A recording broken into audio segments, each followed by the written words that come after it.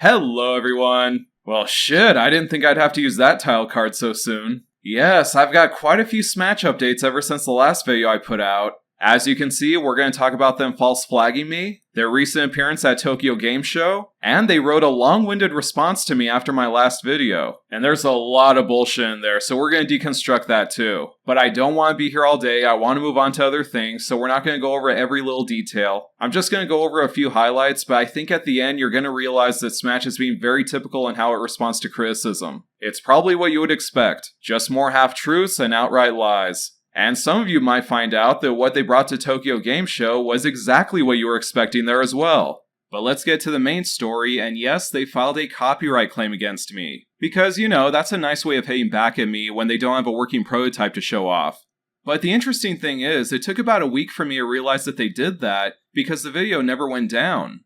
That's because YouTube refused to remove the video. They shot down Smash's request outright, and as you can see from this email, they say, "We believe your content is protected by fair use, fair dealing, or a similar exception to copyright protection."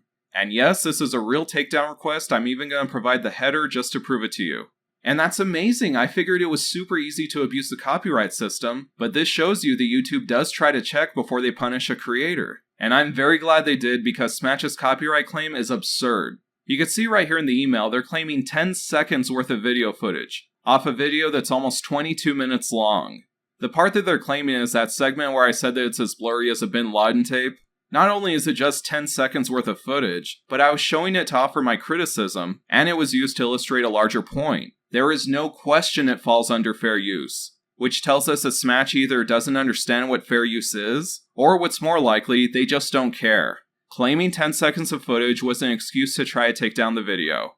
The main reason why I wanted to make this update video is to act as a warning. As a YouTuber, I feel a sense of duty to warn that this is a company that weaponizes the DMCA process. It's their way of hitting back when they don't want the criticism out there. And they've done this before. Back when I made my first Smash video, they were pressured into opening up the fake prototype, they posted a picture of it, and that picture spread everywhere. So I posted it on Twitter and I said, "Hey, look at this, I was right." And then Smash filed a DMCA claim against me on Twitter. Thankfully, others reposted, but Smash doesn't care. Because it was never a copyright issue, it was a deliberate attack.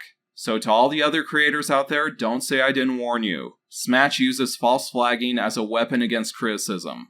Now, as I said, they wrote a response to my video, and you'll see that the timing of their copyright complaint is very important. I received the notification that they were denied on Sunday morning, which means that they filed it earlier than that, maybe even a day or two before. So you see, the false flagging was plan A. They only wrote a response when their dirty tactics didn't work.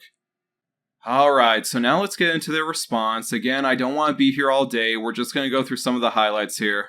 Let's start with that whole Paco Gimena thing. Smach Z is contending that he's not the president. And you're going to need to sit down for this explanation, wait till you hear this. Smach tells us, no, StopDrop&Retro, he got it completely wrong. He's not our president. No, what he actually is the president of our company board. Oh man, they really got me there. I mean, that is such an important distinction. I bet he wouldn't be caught dead signing a piece of paper saying he's Smash's company president and nothing else. That would be outrageous. Hallelujah. Oh wait, there it is. Hallelujah. Yeah, you're full of shit. I'm not alone in thinking he's the company president. He thinks he's the company president. I've got the old man's signature right there. And before the Smash supporters try this, because I know they'll try anything to defend the company, VB does not stand for company board. It stands for Visto Bueno, which is their way of saying looks good or I approve. Presidente Francisco Jimena Ramos. And this wasn't a note circulated between the company board. This is a document they filed with the government in May of this year. He's telling the government of Spain that he's the president. If they were to call Smash and ask to speak to the president, they're gonna get Paco on the line. So that whole president of the board thing is complete bullshit. It's not even a proper defense, they're just trying to distract you. They don't explain why they never disclosed that this guy works within the company. For some reason, they felt it was more important for you to think he's a doctor than know he serves as a president within the company. And let's get to the whole doctor thing, because that's a trip too. Smash insists that he is a doctor because he said it on his LinkedIn profile. I love how Smash exists in a world where there are no phones. They can't call their own president to ask him to confirm and give proof that he is a medical doctor. And I maintain the reason for that is because he's not. Here's the thing, I always check myself before I make an accusation like that. So prior to making my video, I actually looked on a Spanish website to see if he is a doctor. I'll include this link below. This is an official government website, it's the real thing. This website keeps a database of medical doctors in Spain, and is even in charge of certifying them. So of course I searched for Paco on there. And curiously, there is a Francisco Gimena. I'm not going to show his personal info, but I will tell you it's not our guy. Dr. Francisco Gimena is a cardiologist elsewhere in Spain. I presented that information to some of the supporters asking them, where is he? He's not registered on that site. And just as I told you before, they'll find any excuse to defend the company. They responded by saying, well, maybe he's not a practicing doctor anymore, so he's not registered. To which I responded, well, don't just say that, try it out, see if that's correct. So let's find a retired Spanish doctor and see if his name is still in there. So here's what I did. I literally put into a Google search, retired Spanish doctor, and I looked under the news. That brought me to Dr. Eduardo Vela. He's an 85-year-old retired gynecologist from Madrid, and he's currently on trial. This guy is a real piece of shit. Back when Spain was under the Franco dictatorship, Dr. Vela was part of a criminal baby trafficking network, and now he's finally facing justice. Also, his full name is Eduardo Vela Vela, but nobody calls him that because that just sounds funny. So he is retired according to the BBC, and I tend to trust them. And what do you know, there's Dr. Vela Vela! And I checked the rest of the information, this is the right Dr. Vela. Even down to his address where you could see people leaving reviews who were disgusted by his crimes. So here's what we got. There's a man who's practically a war criminal, who is looking at spending the rest of his life behind bars, and yet he's still in the National Registry of Doctors, and Paco Gimena is not. What does that tell you? Well, if that's not convincing, take a look at Smach's own wording in their explanation. They tell us his LinkedIn says that he studied medicine, not that he currently practices, which is another way of saying, I lied about being a medical doctor. You don't just take some medical classes and then decide for the rest of your life you're going to call yourself a doctor. That's not something you get to decide. You don't get to label yourself as a doctor. That's why we have these government agencies to certify people to call themselves doctors.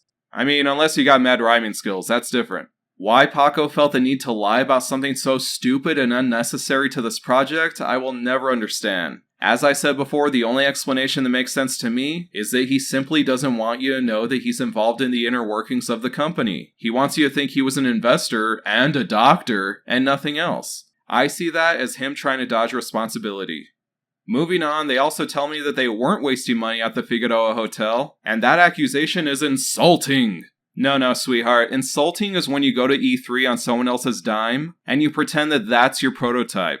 You went there to take advantage of desperate reporters who wanted something to cover, and would accept that as a prototype because they don't know what they're looking at. Awesome. Thank you. And yes, you did get a couple softball interviews, but I am so glad you got visited by Factor News and Michael Casada, because they saw straight through your bullshit and they called it out. That criticism was so strong they decided to ditch their plans for Gamescom this year because they were going to try the same stupid shit. Or as they like to phrase it, we don't want to create confusion again by showing a version that needs a cable like at E3. Believing that everybody was just going to eat out of your hand, that is insulting to our intelligence. And here's the thing, I don't even think Smach understood my criticism half the time. Here's how they responded to my comments about their cringy ass video trailers. On one hand, he criticizes that we spent money on promotional videos. But on the other hand, he says the video is not good enough. So we should spend more? Yes, Smach, you completely understood the point I was making there. You need to make more and more of those videos. You know what? Turn it into a series. I'm dying to know what adventures await Dragon Smach Z. They also talk about the design of their shell, saying, he says we showed a 3D printed console at E3.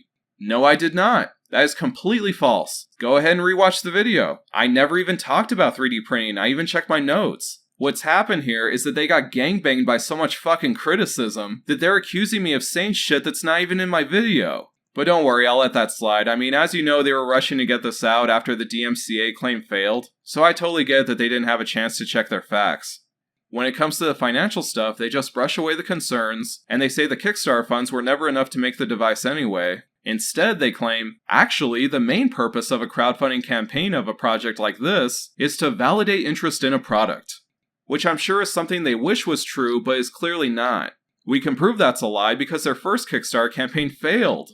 In fact, it failed so hard they had to cancel it to save themselves the embarrassment. Wouldn't that tell them there's no demand for this product?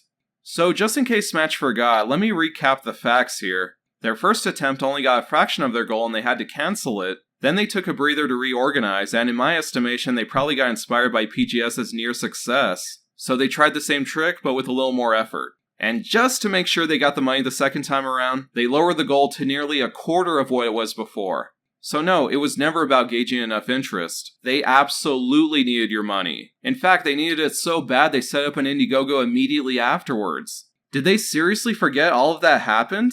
No, of course not, but they hope you did. I have to admit, their last criticism is kind of funny. They claim I'm sending haters their way who are saying stuff like, Spaniards are cucks. It's hard to believe their ancestors were conquerors. Now look, I find that insulting that they're blaming me for that because I have never disparaged them based on their nationality. I treat them just like I treat any other project. I wish that kind of hate didn't exist, but guess what? This is the internet. That happens. If you're gonna put yourself out there online, you're gonna see idiots like this. Do you think that's unique? Do you think other people don't get that? Do you know how many times people have told me I'm a stupid American? I don't know either. Do you know why? 'Cause I don't care. What does that have to do with anything that I say? My nationality doesn't matter. I just forget that comment and move on to the next. Your project is in trouble and you're getting hate. Don't blame that on me. And by the way, Daniel, who are you to say that other people are being malicious? You're a false flagger, which is the most malicious thing you can do to someone on this platform. I'm a big boy. I can ignore name calling in my comments. But what I can ignore is a false copyright claim that cripples my channel. So quit playing the victim when you know damn well why you're getting negative attention. He ends this long post by asking if I'm going to keep making videos or will I just stop and retreat, which he says while completely missing the irony that he wrote this in his own private forums that he retreated to. And on the other hand, one of us has been completely public and you're listening to him. And now let's talk about what they brought to the Tokyo Game Show. I was originally planning to update when they got back from Gamescom, but as I told you earlier, they didn't go. They said in that long update, we decided not to go without a final tested unit. They didn't want to create confusion again by showing that laptop they brought to E3, so, and I quote, we'll wait to have the final version. And they're now aiming for Tokyo Game Show. So what'd they bring? How about a unit that doesn't turn on at all? They showed off no progress since E3. So then why'd they cancel Gamescom but go to Tokyo? Well, of course they couldn't turn down a free trip to Japan. That would be insulting. Now guys, I got a lot to say about this unit, but it's gonna have to wait until the next video. That video is gonna go up tomorrow, and then I promise we'll move on to other things. But you're gonna see, there's a reason why I'm making this a two-parter. Because we're not just gonna look at the unit, I'm gonna show you how it was made. Yes, Smach, you should be very afraid. Thank you guys for watching. I'll see you tomorrow.